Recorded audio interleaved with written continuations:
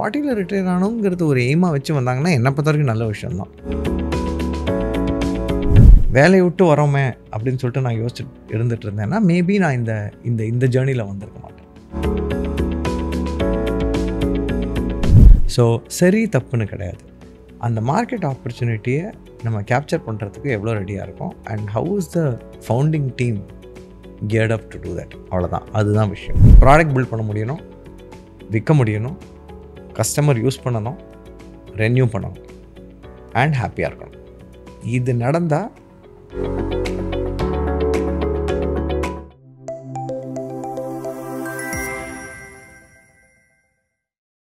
your spend flow story.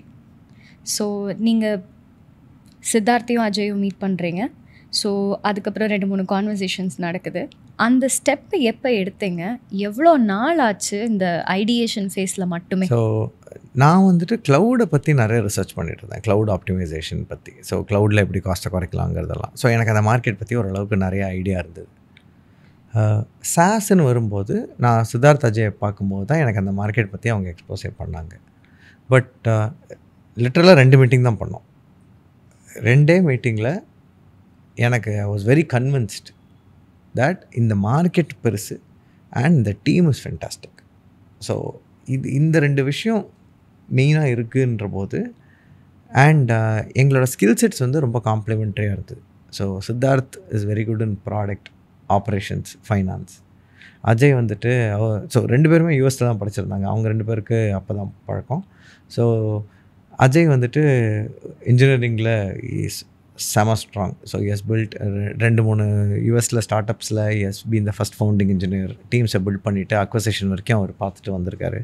So engineering wise was very strong. அவங்களுக்கு go to market muscle வந்துட்டு பெருசாக இல்லை. So என்னோடய ஸ்கில் செட் கோ டு மார்க்கெட்டில் இருந்தது.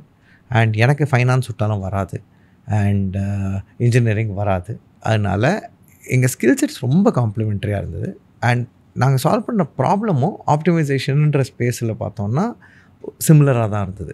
ஸோ சாஸாக இருந்தாலும் சரி, க்ளவுடாக இருந்தாலும் சரி, கம்பெனிஸ் காசு வேஸ்ட் பண்ணுறாங்க. அது எப்படி சேவ் பண்ணுறதுங்கிறத ஒரு ஃப்ரேம் ஒர்க் போட்டு ஒரு ப்ராடக்ட் கம் சர்வீஸாக சால்வ் பண்ண முடியுங்கிறது தான் எங்கள் ஐடியாவாக இருந்தது. ஸோ அந்த ஃபிலாசபி ரொம்ப மேட்ச் ஆச்சு. ஸோ அப்போ தான் டிசைட் பண்ணோம், ஓகே இது நம்ம தனித்தனியாக பண்ணுறதுக்கு எப்படியும் நான் க்ளவுட் பில்ட் பண்ணாலும் அடுத்து நான் சாஸ் பில்ட் பண்ணோம், நீங்கள் சாஸ் பில்ட் பண்ணாலும் எப்போ அது க்ளவுட் பில்ட் பண்ணணும், இதை ஏன் தனியாக பண்ணிக்கிட்டு சேர்ந்தே பண்ணலான்னு சொல்லிட்டு அப்படி தான் நம்ம ஸ்பெண்ட் ஃப்ளோ ஃபுல்லாக இன்டெகிரேட் பண்ணி ஆரம்பித்தோம். நைஸ். உங்கள் கம்பெனியை பற்றி படிக்கும்போது கிட்டத்தட்ட $15 மில்லியன் இது வரைக்கும் ஃபண்டிங் வாங்கியிருக்கீங்கன்னு தெரியுது. இப்போ வந்து ஃபண்டிங் வாங்குறதுங்கிறது ரொம்ப கஷ்டமாக இருக்குது. அண்ட் ஃபண்டிங் இல்லாமல் ஒரு கம்பெனியை பில்ட் பண்ண முடியுமாங்கிற அளவுக்கு இருக்குது, ரைட்? உங்கள் ப்ராடக்ட்டுக்கு ஃபண்டிங் தேவைன்னு உங்களுக்கு எப்போ தெரிஞ்சது? அண்ட் எத்தனை ரவுண்ட் எப்படி ரேஸ் பண்ணிங்க? அந்த ஜேர்னி எவ்வளோ கஷ்டமாக இருந்ததா, ஈஸியாக இருந்ததா? ஸோ ஒரு ப்ராடக்ட்டுக்கு ஃபண்டிங் தேவைங்கிற டெசிஷன் வந்துட்டு it is totally depend on 2 விஷயம். ஒன்று இந்த மார்க்கெட் அண்ட் ஆப்பர்ச்சுனிட்டி, 2வது அந்த ஃபவுண்டிங் டீமோட mentality, how they want to build a company. ஏன்னா எதுக்குமே சரி தப்புன்னு எதுவுமே கிடையாது. சென்னையிலேயே மிகப்பெரிய கம்பெனிஸ் பூட் ஸ்டாப்டாகவும் $multi-billion கம்பெனிஸ் இருந்திருக்காங்க. அதே சென்னையில் விசி பேக்டான சக்ஸஸ் ஸ்டோரிஸும் இருக்குது. ஃப்ரெஷ் ஒர்க்ஸ், சார்ஜ் இந்த மாதிரி நிறைய கம்பெனிஸும் இருக்குது. ஸோ சரி தப்புன்னு கிடையாது. அந்த மார்க்கெட் ஆப்பர்ச்சுனிட்டியை நம்ம கேப்சர் பண்ணுறதுக்கு எவ்வளோ ரெடியாக இருக்கும் and how is the founding team geared up to do that. அவ்வளோதான், அதுதான் விஷயம்.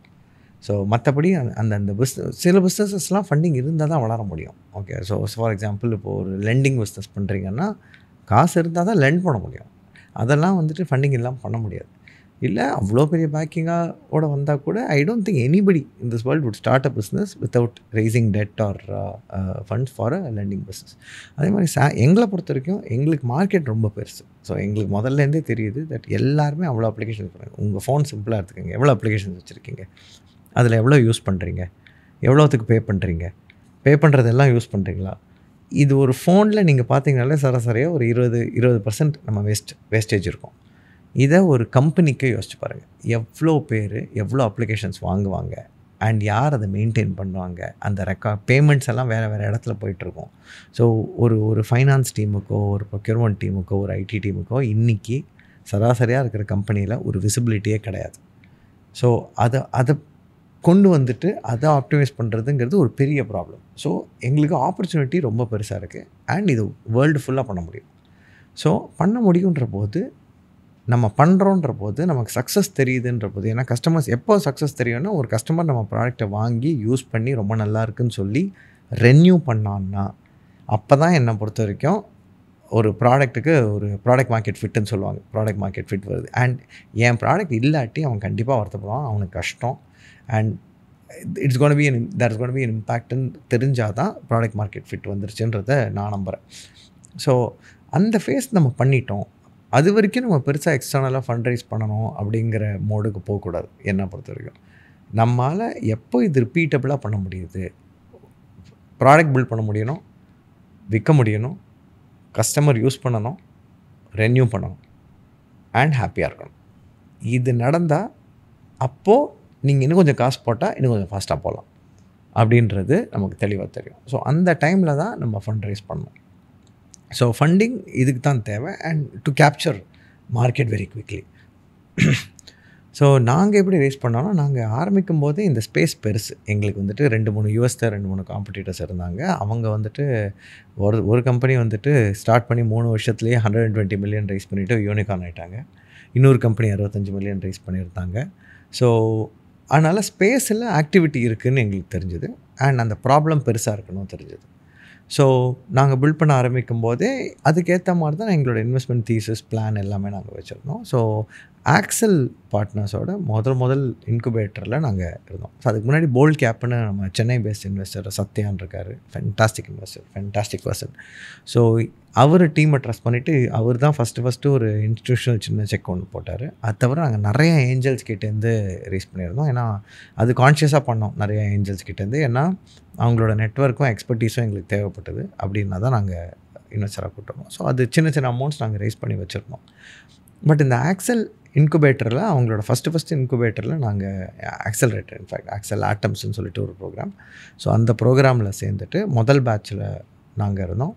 ஸோ அந்த ப்ரோக்ராமில் நிறையா கற்றுக்கிட்டோம். அப்போ தான் தினேஷ்னு ஆக்சல் பார்ட்னர்ஸில் எங்களோட இன்வெஸ்டர் இப்போது அவரோட ஒர்க் பண்ண ஆப்பர்ச்சுனிட்டி கிடச்சிது. ஸோ அவரோட ஒரு நல்ல ரிலேஷன்ஷிப் பில்ட் பண்ணோம் அண்ட் ப்ராக்ரஸ் காமிச்சோம். ப்ராடக்ட் பில்ட் பண்ணோம், கஸ்டமர்ஸ் வின் பண்ணோம், ரெவென்யூ கொண்டு வந்தோம். இதெல்லாம் பார்த்த உடனே ஓகே, அந்த ஆக்சலரேட்டர் ப்ரோக்ராமோட முடிவில் ஃபண்ட் ரைஸ் பண்ணலான்னு டிசைட் பண்ணிவிட்டு அப்போ தான் நாங்கள் ஃபஸ்ட்டு சீட் ரவுண்ட் வாங்கினோம். 3.2 மில்லியன் சீடு வாங்கினோம். அதுக்கப்புறம் அந்த சீடை வச்சுக்கிட்டு அடுத்த 1 இயருக்குள்ளே எங்கள் ரெவென்யூவை கிட்டத்தட்ட ஒரு 8x நாங்கள் ரெவென்யூ ஸ்கேல் பண்ணோம். ஸோ ஓகே, இது பண்ண முடியுது, இப்போ வந்துட்டு இதை குளோபலாக கொண்டு போகலாம், இன்னும் கொஞ்சம் ஃபாஸ்ட்டாக பண்ணலாம்னு சொல்லிட்டு அப்போ தான் நாங்கள் சீரீஸே ஒரு 1 இயர் டைம் ஃப்ரேமில் ரேஸ் பண்ணோம். ப்ரோசஸ் கிட்டேருந்து ஆக்சல் கிட்டேருந்தோம். இன்ஃபேக்ட் எங்கள் சீட் ரவுண்டில் எங்களுக்கு ரொம்ப சந்தோஷமான விஷயம் என்னென்னா, கிரீஷன் டீம் இன்வெஸ்ட் பண்ணாங்க, டுகெதர் ஃபண்ட் இன்வெஸ்ட் பண்ணாங்க. ஸோ அந்த ரவுண்டு வந்துட்டு நாங்கள் அந்த ஆக்சலரேட்டர் முடிக்கும் போதே டுகெதர் அண்ட் ஆக்சல் 2 பேரும் அந்த ரவுண்டை லீட் பண்ணாங்க எங்களுக்கு. ஸோ அது எங்களுக்கு ரொம்ப சந்தோஷமான விஷயம். ஸோ இப்போ யூஸ்வலாக ஒருத்தவங்க ஒரு கம்பெனிலேருந்து வேலையை விட்டு போயிட்டாங்கன்னா அதுக்கப்புறம் யாரும் அண்ணன் தண்ணி பழகக்கூடாது, பேசக்கூடாதுங்கிற மாதிரி பிரிஞ்செல்லாம் போயிடுவாங்க. ஒரு மாதிரி திருப்பி அந்த இவங்களை பார்த்தா கூட ஒரு கோல்டு வார் மாதிரி பார்ப்பாங்க. எங்கிட்ட ஒர்க் பண்ணிட்டு நீ ஏன் வெளில போகிறேங்கிற மாதிரிலாம் நிறைய பேர் யோசிப்பாங்க. இப்போ நீங்கள் கிரீஷோட அவ்வளோ தூரம் ஒர்க் பண்ணியிருக்கீங்க, திரும்பி வந்து கிரீஷை இன்வெஸ்ட் பண்ணியிருக்காரு. ஸோ இந்த தாட் ப்ராசஸ் புதுசாக இருக்குது நிறைய பேருக்கு நினைக்கிறேன். இது புதுசே இல்லை. இன்ஃபேக்ட் சக்ஸஸ்ஃபுல் ஆண்டர்ப்ரனர்ஸ் எல்லாருமே மற்ற ஆண்டர்ப்ரனர்ஸை என்கரேஜ் பண்ணுறத ரொம்ப ஆக்டிவாக செய்வாங்க. கிரீஷ்லாம் வந்துட்டு in fact all over India Girish encourage பண்ண ஆண்டர்ப்ரனர்ஸ் இன்றைக்கி எங்கெங்கேயோ இருக்காங்க. ஸோ சாஸ் பூமின்னு சொல்லிட்டு அவர் ரன் பண்ணுற இனிஷியேட்டிவ் இன்றைக்கி உலகத்தில் one of the biggest SaaS communities வந்துட்டு சாஸ் பூமி. அதில் அவங்க கிரீஷோட பார்ட் ரொம்ப பெரிய பார்ட் ஸ்டார்ட் பண்ணதுலேருந்து. ஏன்னா அவரோட எய்ம் ஒரு ஆண்டர்ப்ரனர் நாங்கள் பெருசாகணுங்கிற மாதிரி ஒரு தாட் ப்ராசஸே கிடையாது. இந்தியாவை குளோபல் மேப்பில் கொண்டு போகணுங்கிறது தான் கிரீஷோட idea. India as a product nation எப்படி கொண்டு வருதுங்கிறது அவர் அதை பற்றி ரொம்ப நிறையா பேசியிருக்காரு.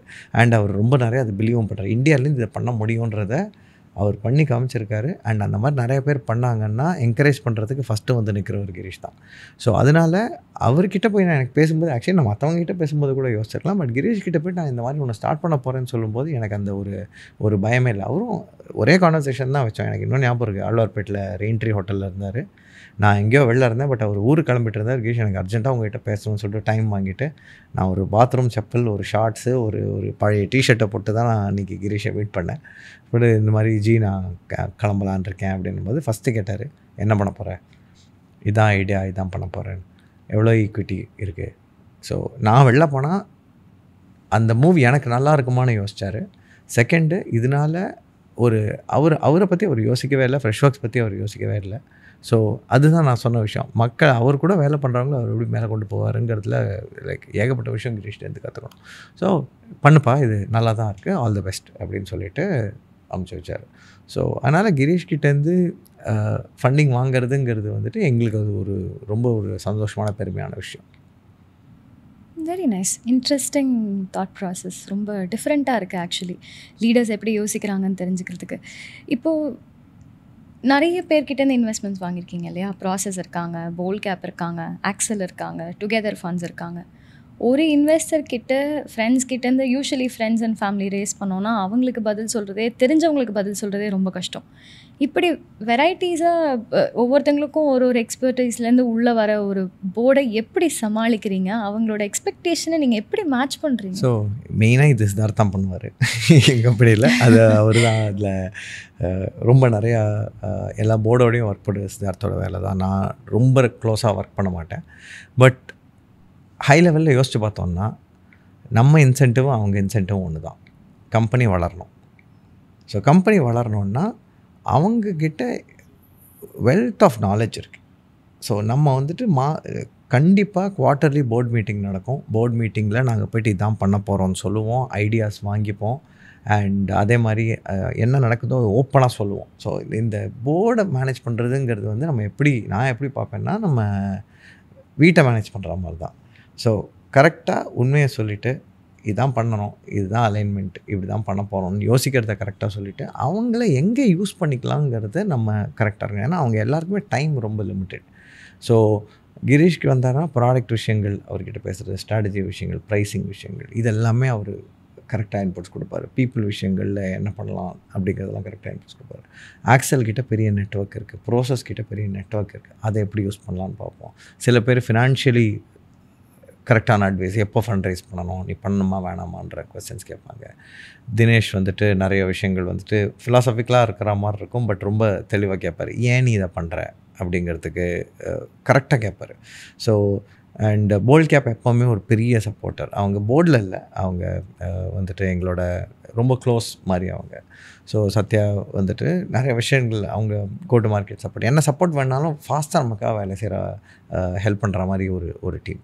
ஸோ இந்த மாதிரி நம்ம இன்வெஸ்டர்ஸை நம்ம வெளியே பார்க்காம, நம்ம யாருக்கோ பதில் சொல்கிறோன்னு நினைக்காம, ஓகே அவங்களோட சேர்ந்து நம்ம பில்ட் பண்ணுறோன்னு நினச்சி நம்ம ஒர்க் பண்ணும்போது தான் நம்ம அந்த அவுட்கம்மை பெருசாக்க முடியும். அண்ட் நம்ம 2 பேரும் ஒரே விஷயத்தை நோக்கி ஓடுறோன்ற போது எல்லாருமே அதுக்கேற்ற மாதிரி நம்மளை ப்ரிப்பேர் பண்ணிக்கிட்டோம்னா கரெக்டாக ஒர்க் ஆகும். ஸோ மேனேஜ்மெண்ட்டுங்கிறது இட்ஸ் வெரி கிளியர். வீட்டை மேனேஜ் பண்ணுற மாதிரி தான். சின்சியராக இருக்கணும், உண்மையாக இருக்கணும், ஓப்பனாக இருக்கணும். ஏன்னா அப்போ தான் நமக்கு தேவையான ஹெல்ப் கிடைக்கும். அண்ட் நம்மளும் அவங்களுக்கு தேவையான இன்புட்ஸை கொடுக்க முடியும். ஏன்னா அவங்களும் அவங்களோட போர்டுக்கு பதில் சொல்லணும், ரைட்? ஸோ இந்த இன்ஃபர்மேஷன் டிரான்ஸ்பரண்ட்டாக கிளியராக இருக்குது. அண்ட் நம்ம திங்க் பண்ணிவிட்டு பண்ணோம், அண்ட் ஒரு விஷயம் யோசிச்சுட்டு எடுத்துகிட்டு போகிறோம், அண்ட் அவங்களோட டைமை ரெஸ்பெக்ட் பண்ணுறோம் அப்படின்னா அப்போது அந்த போர்டை மேனேஜ் பண்ணுறது ஈஸியாக. ஓகே, எனக்கு இந்த ஒரு தாட் ப்ராசஸ் ரொம்ப வித்தியாசமாக இருக்குது. இப்போல்லாம் நானும் நிறைய பேரை ஹையர் பண்ணுறேன். அவங்களாம் என்ன சொல்கிறாங்க அப்படின்னா, I want to settle by 40. முன்னெல்லாம் I want to settle by 16 இருந்தது. ரிட்டையர்மெண்ட் ஏஜ் 60, பிஎஃப்க்கு அதுக்கப்புறம் இன்வெஸ்ட் பண்ணுவாங்க. இப்போ இருக்கிற ஃபினான்ஷியல் கன்சல்டன்ட்ஸ்லாம் கூட நீங்கள் செட்டில் பை 40ன்னு சொல்கிறாங்க.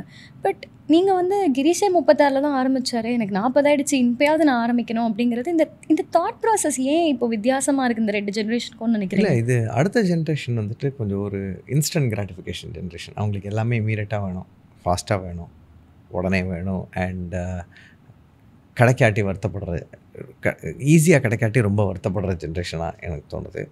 பட் என்னென்னா அவங்க 40ங்கிறது ஒரு நல்ல ஏஜ் தான். ஏன்னா நிறைய பேருக்கு என்ன ஆச்சுன்னா, நமக்கு முன்னாடி ஜென்ரேஷன் நிறையா கஷ்டப்பட்டு வளர்ந்ததுனால அவங்களோட வாழ்க்கை தரம் கொஞ்சம் ஏறி தான் நிறைய பேர் வராங்க. அண்ட் இந்த 40ல் ரிட்டையர் ஆகணுங்கிறது வந்துட்டு வெளியூரில் நிறைய விஷயங்களை பார்த்து கற்று வர விஷயமா கூட எனக்கு தோணுது. இப்போ எக்ஸ்போஷர் ஜாஸ்தி ஆகிடுச்சு, இன்டர்நெட் ஜாஸ்தி ஆகிடுச்சு, எல்லோரும் வெளி உலகத்தில் என்ன நடக்குதுங்கிறது நிறையா பார்க்குறாங்க. அதை கற்றுக்கிறாங்களே தவிர அதை நமக்கு அப்ளிகபிளாக இருக்குமா, நமக்கு இதை பண்ணணுன்னா பண்ண முடியுமாங்கிறத அவ்வளோ டீப்பாக யோசிக்கிறாங்களா எனக்கு தெரியல. பட் 40ல் ரிட்டையர் ஆகணுங்கிறது ஒரு எய்மாக வச்சு வந்தாங்கன்னா என்னை பொறுத்த வரைக்கும் நல்ல விஷயந்தான். ஏன்னா 40ல் ரிட்டையர் ஆகணும் அப்படிங்கிற தாட் இருக்கே தவிர 40ல் ரிட்டையர் ஆகணுன்னா என்ன வேணுங்கிறத அவங்க யோசிச்சுட்டாங்க அப்படின்னா அதுக்கு அவங்க உழைக்க ரெடினா அது கூட ஃபைன் தான். ஸோ டெக்னிக்கலி ஸ்பீக்கிங் ரிட்டையர்மெண்ட்டுங்கிறது வந்துட்டு நாளைக்கு கூட ஆகலாம். இது வந்து அது ஒரு ஏஜ் அந்த ஏன்னா முன்னாடி தான் கவர்மெண்ட்டு ஸ்டெப்புலேட்டட் பென்ஷனுக்காக 60 வயசு வரைக்கும் வேலை பண்ணணுங்கிறது வந்துட்டு ஒரு ஒரு ஒரு ஐட்டமாக இருந்தது. பட் இப்போ நீ பார்த்தீங்கன்னா யூஎஸில் நிறைய பேர் 70 வயசு வரைக்கும் வேலை பண்ணுவாங்க. ஏன்னா பென்ஷன் கிடையாது, இன்சூரன்ஸ் வேணும்னா வேலை செய்யணும். ஸோ விஷயங்கள் மாறிட்டுருக்கு. பட் ஏர்லியாக ரிட்டையர் ஆகணும், எனக்கு வந்துட்டு வேறு யாருக்கும் வேலை செய்வானா, எனக்கு என் லைஃப்பை பார்த்துக்கிற அளவுக்கு நான் இருக்கணும் அப்படின்னு நினச்சி வந்தாங்கன்னா அந்த ஆஸ்பிரேஷன் நல்ல ஆஸ்பிரேஷன் தான் என்னை பொறுத்த வரைக்கும். பட் அதுக்கு ப்ராக்டிக்கலாக அவங்க ஒரு பிளான் வச்சுருக்காங்களா, யோசிச்சிருக்காங்களா அப்படிங்கிறது மட்டும் நம்ம பார்த்தோம்னா I think that is good enough.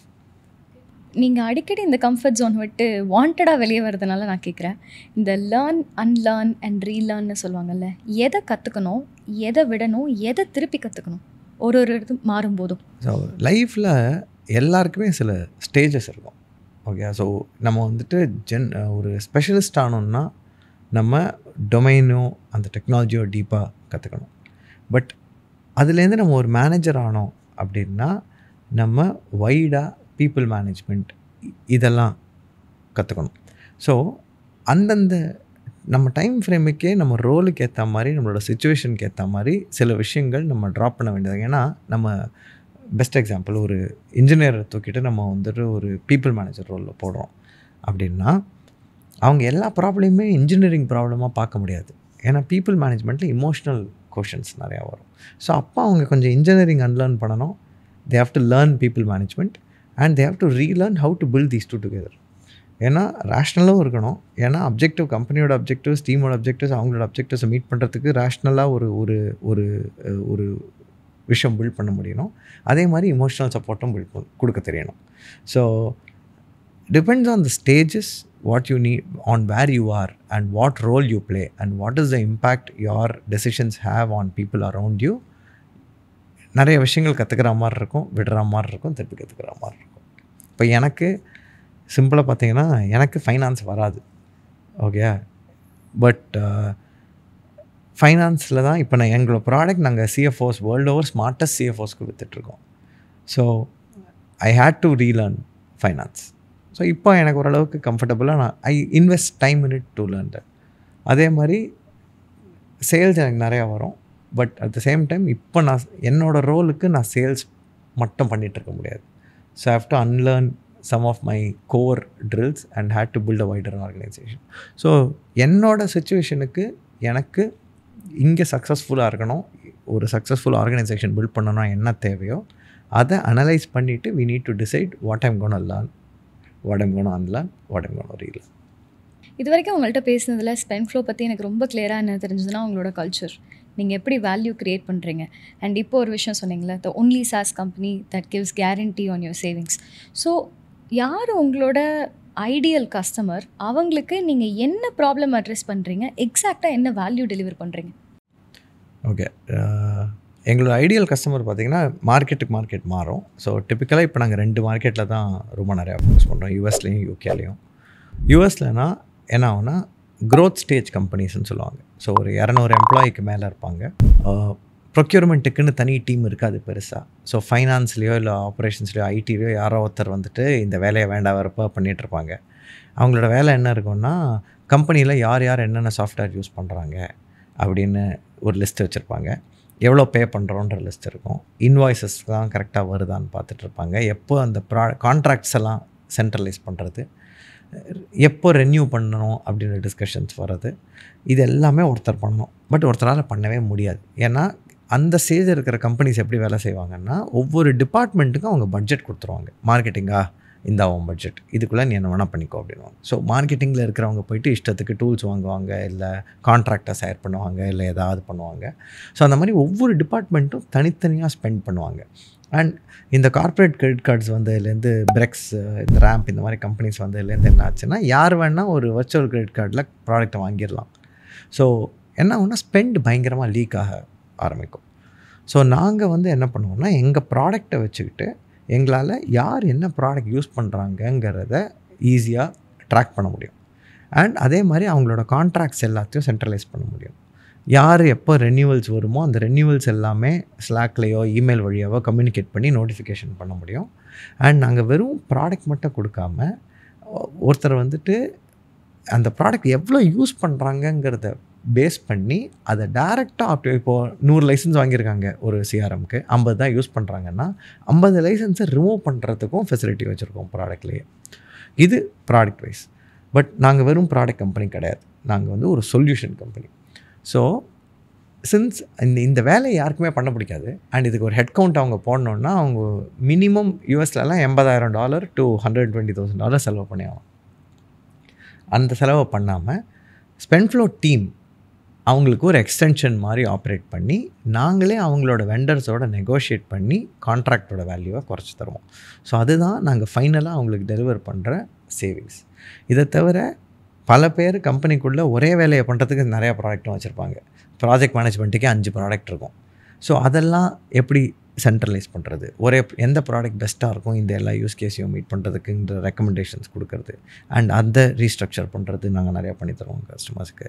So ultimate வேல்யூன்னு பார்த்திங்கன்னா அவங்களோட சாஸ் சாஃப்ட்வேர் ஸ்டாக்கையும் அவங்களோட ஸ்பெண்டையும் குறைச்சி தர்றது தான் எங்களோட வேல்யூ.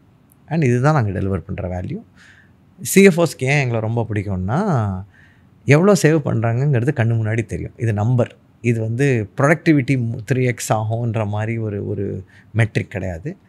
நீ இவ்வளோ செலவு பண்ணுற, அடுத்த வருஷம் இவ்வளோ செலவு பண்ணுவேன் அப்படின்றது கண்ணு முன்னாடி தெரியும். அண்ட் எங்களோட ப்ரைஸிங்குமே வந்துட்டு கேரண்டி ட்ரிவன். ஸோ நாங்கள் அந்த சேவிங்ஸ் நாங்கள் சொன்ன சேவிங்ஸ் நாங்கள் கொடுக்காட்டி we'll give back from our fees as well. So அதனால் அவங்களுக்கு ரிஸ்கே கிடையாது. ஸோ அது ஒரு லிட்டராக ஒரு நோ பிரெய்னர். இது வேணான்னு சொல்லணுன்னா அவங்க நிறைய யோசிக்கணும். அந்த மாதிரி ஒரு ப்ராடக்ட். ஓகே, இப்போ எவ்வளோ கஸ்டமர்ஸ் இருக்காங்க? கிட்டத்தட்ட 100 கஸ்டமர்ஸ். அண்ட் எவ்வளோ கஸ்டமர்ஸ் இன்னும் ஒரு 1 இயரில் எக்ஸ்பெக்ட் பண்ணுறீங்க? ஸோ க்ரோத் பிளான்ஸ் படி பார்த்தோன்னா இன்னும் டபுள் பண்ணலான்னு தான் யோசிச்சுட்டு. இப்போ உங்களோட டார்கெட் ஆடியன்ஸ் மெயினாக சிஎஃப்ஓஸ். ஸோ நீங்கள் கொடுக்குற வேல்யூ அடிஷன் அவங்களோட ஸ்பெண்டை வந்து எப்படி குறைக்கிறீங்கிறது. யூ ஹேட் ஜிடிஎம், என்ன மாதிரி மார்க்கெட்டிங் ஸ்ட்ராட்டஜிஸ் நீங்கள் வச்சுருக்கீங்க? ஸோ டிப்பிக்கலாக எங்களோட மார்க்கெட்டிங் ஸ்ட்ராட்டஜி வந்து எப்போவுமே கம்பெனியோட ஐடியல் கஸ்டமரை பொறுத்து. ஸோ இப்போ எங்களோட ஐடியல் கஸ்டமர் 200 எம்ப்ளாயீஸுக்கு மேலே இருக்கிற க்ரோத் ஸ்டேஜ் கம்பெனிஸ். அண்ட் நாங்கள் ரொம்ப பெரிய என்டர்பிரைஸ்க்கு போக மாட்டோம். ஸோ முதல் விஷயம் என்னென்னா, யாருக்கு போகக்கூடாதுங்கிறது ரொம்ப தெளிவாக இருக்கணும். நாங்கள் முதல் வருஷம் நிறையா சின்ன கம்பெனிஸ்க்கு விற்று அந்த கம்பெனிஸ்லாம் இந்த டவுன் டர்னில் அடி வாங்கி சேர்ன் ஆகி இது கொஞ்சம் நிறையா பார்த்தோம். அதனால் இப்போ நாங்கள் கொஞ்சம் செலக்டிவாக 200 to 2000 எம்ப்ளாயீஸ் இருக்கிற கம்பெனிஸ் பின்னாடி தான் போவோம். அண்ட் அவங்கள வந்துட்டு எங்களோட சேனல் மெயினாக எது ஒர்க் ஆகுதுன்னா, எங்களுக்கு ஈவெண்ட்ஸ் நிறையா ஒர்க் ஆகுது. ஸோ ஈவெண்ட்ஸுங்கிறது வந்துட்டு சில சமயம் பெரிய பட்ஜெட் இல்லை, முதல்ல ஸ்டார்ட் பண்ணும்போது பெரிய பட்ஜெட்டில் செலவு பண்ணிகிட்டு இருந்தோம். பட் இப்போ வந்துட்டு அந்த ஸ்ட்ராட்டஜி விட்டுட்டு க்ளோஸ் டோர் ஈவெண்ட்ஸ் 15 பேர் தான் கூப்பிடுவோம். ஒரு டின்னர் பண்ணுவோம். டின்னரில் கான்வர்சேஷன் வளர்ப்போம். கான்வர்சேஷன் வளர்த்து அவங்களோட டச்சில் இருப்போம். அவங்களுக்கு எப்போ தேவையோ நாங்கள் கரெக்டாக பொசிஷன் பண்ணி விற்கிற மாதிரி ஒரு ஸ்ட்ராட்டஜி பண்ணிகிட்ருக்கோம். பியூர் அவுட் பவுண்டுன்னு சொல்லுவாங்க இதை. ஸோ அவுட் பவுண்டில் இது நிறையா பண்ணிகிட்ருக்கோம். தவிர எங்களுக்கு கொஞ்சம் கூகுள் சர்ச் ஒர்க் ஆகுது. அதனால் அதில் கொஞ்சம் இன்வெஸ்ட் பண்ண ஆரம்பிச்சிருக்கோம். எங்கள் கேட்டகரி வந்து புதுசு. ஸோ இந்த மாதிரி நிறையா ப்ராடக்ட்ஸ் இல்லை. அதனால் நிறையா பேர் இதை போய் தேட மாட்டாங்க. ஸோ நிறையா பேர் தேடலாங்கிறதுனால நாங்கள் இதை கூகுளில் டிப்பிக்கலாக இந்தியன் சாஸ் கம்பெனிஸ் பண்ணுற மாதிரி கூகுளில் நிறையா காசு போட்டு நாங்கள் கஸ்டமர்ஸை எடுக்க முடியாது. ஸோ நாங்கள் தான் வெளில போய் எடுக்கணும்.